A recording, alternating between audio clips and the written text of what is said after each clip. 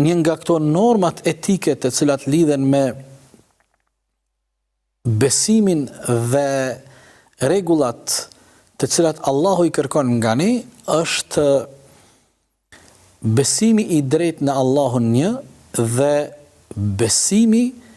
me bindje dhe po asnjë me dyshje në të gjitha ato të cilat Allahu i ka zbrit si të vërteta. Do të thotë këtu kemi të bëjmë me dy gjëra bazike. E para me besimin e drejtë në Allahun një, te baraka wa taala,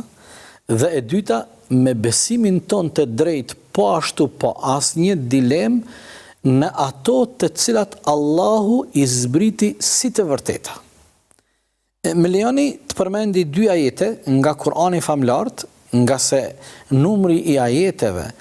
të cilat na flasin për këto dy gjëra është një numër i madh i ajeteve, por ne do të sillim vetëm dy ajete që të na shërbejnë si ilustrim. Ajeti i parë është ajeti i kaptinës Bekare, ajeti 177, thot Allahu fuqi plot: "Laysa al-birra an tuwallu wujuhakum qibala al-mashriqi wal-maghrib, walakinna al-birra man amana billahi wal-yawmi al-akhir wal-malaikati wal-kitabi wan-nabiyyin wa ata al-mala ala hubbihi." Deri në fund të ajetit. Allahu fuqi plot thot: mos e kuptoni domosdoshmërisht se mirësi është vetëm kur ju e ktheni fytyrën tuaj në drejtim të lindjes apo të perëndimit. Mirë po, pjesë e mirësisë patjetër është edhe besimi i drejtë në Zotin një, pastaj besimi në ditën e fundit, në ditën e gjykimit, besimi i drejtë në engjëjt që Allahu te baraka wa taala i krijoi dhe ju japi detyra dhe funksione, besimi i drejtë në librat e zbritura nga qielli, besimi i drejtë në të dërguarit e Allahut që Allahu i dërgoi dhe i përzgjodhi këta të dërguar që të jenë të dërguarit e Zotit në mesin e njerëzve. Pastaj thot Allahu dhul xhelal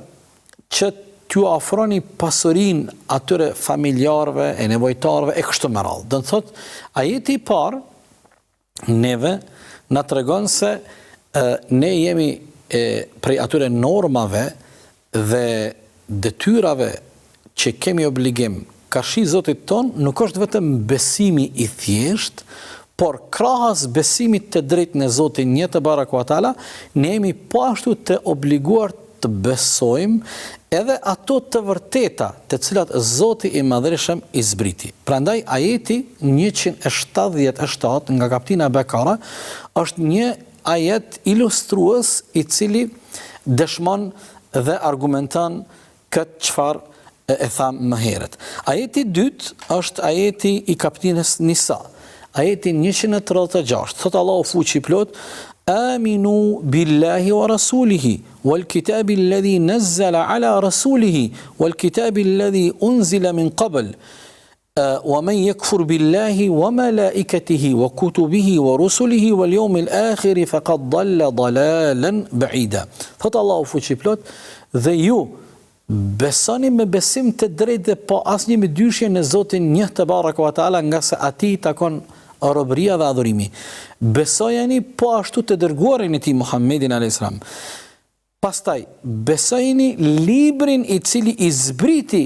të dërguarit e tij Muhammedit, Kur'anin. Po ashtu besoni edhe librin i cili zbriti para Kur'anit, qoftë Tevrati, Zeburi apo Injili. Wa man yakfur billah, ai i cili mohon dhe nuk beson Zotin një te baraka wa taala, dhe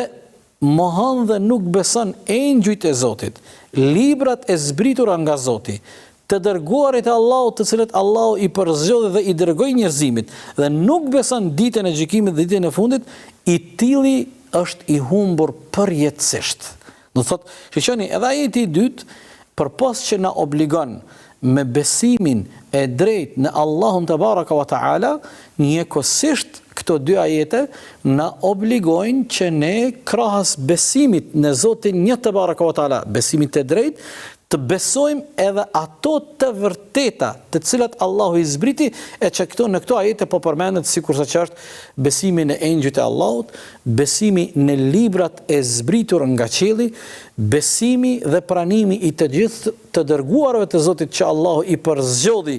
dhe i dërgoi këta të dërguar pejgamber në mes e njerëzimit, besimi në ditën e fundit e kështu me radhë.